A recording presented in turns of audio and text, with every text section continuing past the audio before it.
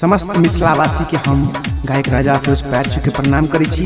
अहाँ सबके बीच एकटा लोकगीत लके एलहुँ हँ, तो एहि गीत के अहाँ सब बुरा नहीं मानबे, क्या तो एगो विवरण भए रहल छै दुकानदार के कि हम तोर सामान नहीं लेबो, थूक नहीं फेंको तोरा सामान पर। अहाँ सब निगेटिव नहीं सोचबे, बस प्यार द्वारा सलाह दियो ताकि हम कहीं आगे बढ़ जेबे। धन्यवाद।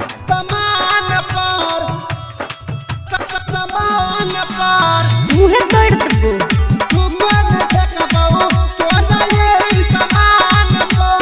Music by planet music Darbhanga.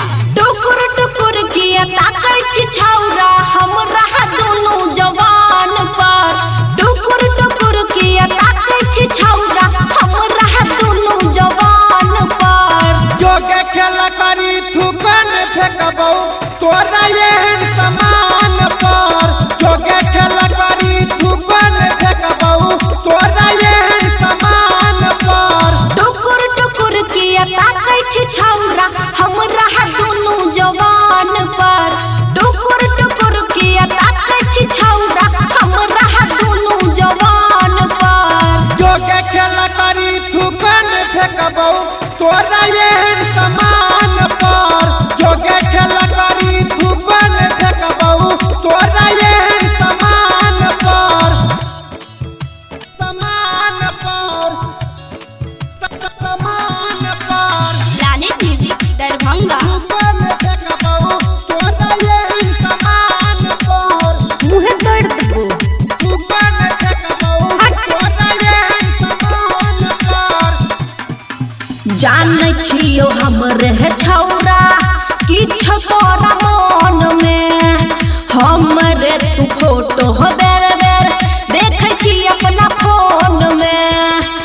अच्छा तू बुझे की तोरा ऐसन छौरी हमरा आगे पीछा रहै छै। चक्कर में रहै छी हमरा रे छौरा सब सखी कहै छै। कोई न तोरा पूछतौ रे छौरा सुन ले एहन गुमान पर। कोई न तोरा पूछतौ रे छौरा सुन ले एहन गुमान पर। जोगे खेला करी थूकन फेंकबो तोरा एहन समान पर। जोगे खेला करी थूकन फेंकबो तोरा एहन समान पर। समान पर थूकन फेंकबो तोरा एहन समान पर। यह रहु चिरा थूकन फेंकबो तोरा एहन समान पर। अच्छा राइटर सुनील दीवाना कर नहीं बेसी तंग रे। नहीं त जवानी तोहर होई जे तो झंड रे। गायक राजा अफरोज से जहिया पर तोरा पाला गे। चढ़ल जवानी के तोहर तोरी जे तो चाला गे। ना पूछे हमर खुशी यादव किया अबै छी दलानी पर।